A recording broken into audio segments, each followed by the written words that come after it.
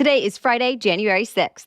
We're talking about President Biden's new plan to crack down on illegal immigration and why some lawmakers and advocates are already upset about it. Also, how the House GOP leader is trying to convince members to elect him speaker after 11 failed votes now. And what the NFL player who collapsed during a game asked his doctors when he woke up in the ICU.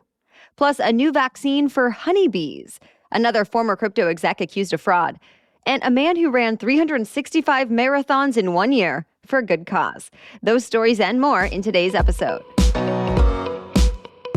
Welcome to The Newsworthy. All the day's news in around 10 minutes. Fast, fair, fun, and on the go. I'm Erica Mandy. Thanks so much for being here. You ready? Let's do this. Well, they are the toughest immigration rules yet from the Biden administration. President Biden says starting now on the U.S.-Mexico border, people from Cuba, Nicaragua, Venezuela, and Haiti will be sent back into Mexico without getting a chance to apply for asylum here in the U.S. And that's actually where most migrants are coming from these days. On average, it's 70,000 of them every month. He told anyone from those countries who wants asylum to stay where they are and apply from there. Then up to 30,000 of them will be able to enter the country each month. But they'll only be accepted if they can afford a plane ticket, get a sponsor, pass a background check, and meet other requirements. And it will stay this way no matter what the Supreme Court decides about Title 42. That was what turned people away at the border in response to the pandemic. The change comes in response to the record-breaking immigration surge on the southern border. As Biden put it, quote, "These actions alone aren't going to fix our entire immigration system, but they can help us a good deal." But some Democrats and immigration advocates immediately criticized this announcement as inhumane to people who are fleeing violence in their home countries. They also point out that Biden campaigned on ending a Trump-era policy that forced people seeking asylum to wait in Mexico. They compare this new policy to that one and say Biden is breaking his promises. But on the other side, some Republicans say Biden isn't cracking down enough, since they say even with the new policy, thousands of migrants will be released into the U.S. Either way, Biden now says this issue is a priority. He is making his first trip as president to the border over the weekend. There, he's set to announce new funding to help border communities deal with this influx of migrants who've already been filling up shelters and streets. Then the plan is for Biden to travel to Mexico City to meet with other North American leaders. Stay tuned. The historic deadlock on Capitol Hill is now extending into a fourth day. The U.S. House has taken 11 votes so far, and not one time has there been enough support to elect a speaker. But as the Washington Post reports, there are some signs of progress. The Republican leader, Kevin McCarthy, has been holding talks with the few members of his party who aren't voting for him to see what he can do to get their votes.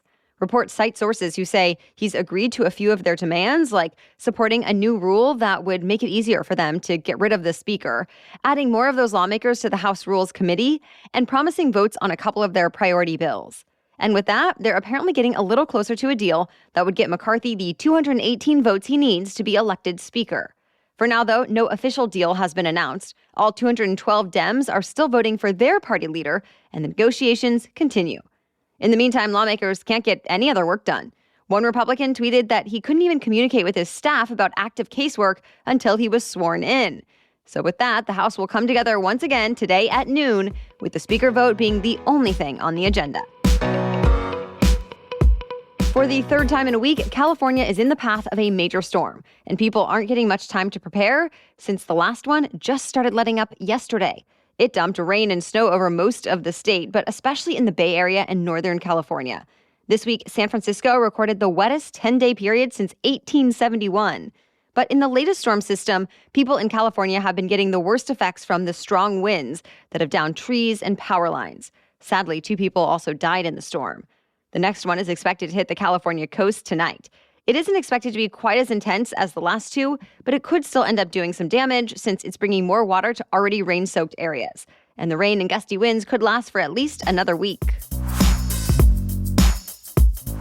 Well, there is some encouraging news about the recovery of Buffalo Bills player Damar Hamlin. His doctors say even though he's still in critical condition, he's making remarkable progress, now awake, alert, and moving his hands and feet. He still cannot speak since he's on a ventilator, but he's able to communicate through writing. And when he woke up, one of the very first things he asked was whether the Bills ended up winning that game against the Bengals after he collapsed. Of course, we know that game was postponed. Then last night, the NFL officially canceled it. But one doctor told him he won the game of life.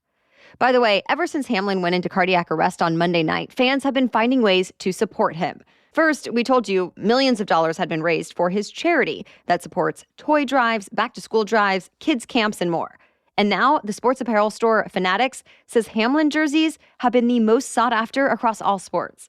So the company decided to donate all proceeds from the jersey sales to Hamlin's foundation. More news is still coming up, but first, a quick break to thank our sponsor, Rothy's. I personally love that the new year is a time to reflect and reset. Not to put pressure on myself, but just to take stock of what makes me feel good and what small things I might want to upgrade or change. And this year, cleaning out my closet and getting a bit more organized is one of my big to-dos. And part of cleaning out my closet means donating a bunch of old and refreshing my 2023 wardrobe. But I always notice that my Rothy's shoes go in the keep pile because they have a timeless style, they're super comfortable, and they're high quality and durable, so they still look great even after it's been years. Plus, I may be getting a new pair since Rothy's always has new options. Flats, loafers, sneakers, and more in dozens of colors and prints. And yes, they are even launching more soon. You might also know by now that I love Rothy's shoes because they are sustainably made with their signature thread spun from recycled single-use plastic bottles. For stylish and comfortable shoes, shop Rothy's. Get $20 off your first purchase at rothys.com/newsworthy. That's ROTHYS, rothys.com/newsworthy. It's a major step in protecting tiny creatures that play a huge role in food production. The USDA approved the very first vaccine for honeybees. The oral vaccine would protect bees from a deadly bacterial disease called American foul brood, which can infect entire colonies and kill larvae. The company that made the vaccine says it'll be available next year and given to bees through their food supply. The company says the vaccine is chemical-free and won't negatively impact the quality of the honey produced by vaccinated bees. Around the world, bees have struggled to survive because of spreading diseases, pesticide poisoning, and climate change. And the disappearance of bees is cause for concern, since reports say 1/3 of the global food supply relies on pollination. So the hope is this new vaccine will not only protect the honeybees, but also protect the human food supply as well. Another crypto billionaire is being accused of fraud. This time, it's the founder and former CEO of the cryptocurrency bank Celsius Network that went bankrupt over the summer. The New York Attorney General is now accusing Alex Mashinsky of a scheme to defraud hundreds of thousands of investors, since for years he said publicly his platform was safer and more lucrative than traditional banks. Well, the New York AG says that wasn't true and that he was actually hiding some deep losses on risky investments. So investors lost billions of dollars. Now the lawsuit says Mashinsky needs to pay damages and never do business in New York again. This is just the latest fraud case involving the cryptocurrency industry. As you know, the founder of the collapsed crypto exchange, FTX, is facing criminal and civil fraud charges, though he's pleading not guilty. As for Mashinsky, at last check, he has not responded to the lawsuit against him, and Celsius just said in a statement that Mashinsky was no longer involved in managing the company. As expected, a lot of new tech was showcased on the first day of CES. The biggest tech trade show features thousands of high-tech gadgets and products. And this year, new cars are among the big reveals getting a lot of buzz.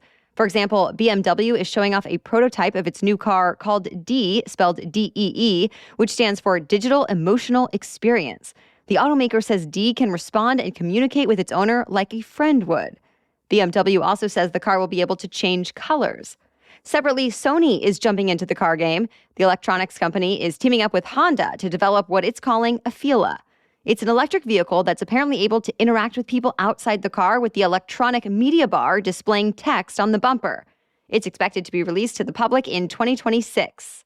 Other highlights from CES so far include a self-driving stroller that can push itself and brake on its own, a massive 97-inch LG Electronics TV that can stream and connect wirelessly, and audio sunglasses developed by singer and dancer Paula Abdul that can stream music via Bluetooth from the sides of the frames.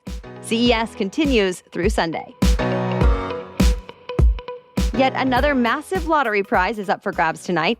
No one matched the winning numbers during Tuesday night's Mega Millions drawing, so the jackpot is up to $940 million. That's the 6th largest jackpot in U.S. history.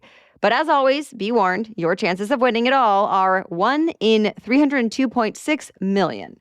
The Mega Millions drawing will happen tonight at 11 p.m. Eastern Time. That's it for the main news today, so now it's time for Feel Good Friday, when we bring you one extra feel-good or positive news story before the weekend. But first, a quick break for our sponsor.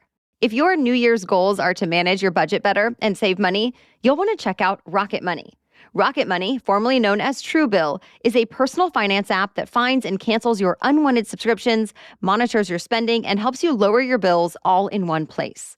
Over 80% of people have subscriptions they forgot about, like a streaming service you bought to watch just one show, or a free trial that you never even used. Well, Rocket Money will quickly and easily identify your subscriptions for you so you can stop paying for the ones you don't want or don't use. The same day I signed up, I found 2 subscriptions I had forgotten about and was able to immediately cancel them, saving me money I didn't even know I was wasting each month. Over 3 million people have used Rocket Money, saving the average person up to $720 a year. So stop throwing your money away. Cancel unwanted subscriptions and manage your expenses the easy way by going to rocketmoney.com/newsworthy. That's rocketmoney.com/newsworthy. rocketmoney.com/newsworthy. Okay, now back to Feel Good Friday. How's this for a New Year's resolution? One man in the UK set out to run an entire marathon every single day of 2022. And guess what? He actually did it. Gary McKee ran 26.2 miles each day of the year before going to work. Overall, he logged more than 9,500 miles and burned through 20 pairs of running shoes. But he had a good reason to do it. McKee wanted to raise awareness and money for 2 causes near to his heart: a local cancer support group and home hospice organization. He ended up raising about $1.2 million. This is actually not a totally new feat for McKee, though. Over the past 2 decades, he's climbed Mount Kilimanjaro, jumped out of airplanes, walked across hot coals, and rode the equivalent distance of the English Channel twice, all to raise money for charity. But he says running 365 marathons in 365 days was by far his biggest challenge. When McKee ran his final marathon of the year last week, he got it done in a little over 4 hours. He celebrated alongside a crowd of friends and supporters with a well-deserved beer at the finish line.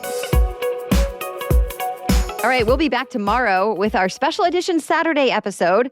Money is a common New Year's resolution, so what does it really take to make a change? Our guest shares the mindset and action that helped her go from $15,000 to her name to having a $600,000 net worth in a few years. Then join us again Monday for your next news roundup. For now, thank you so much for listening and have a great weekend.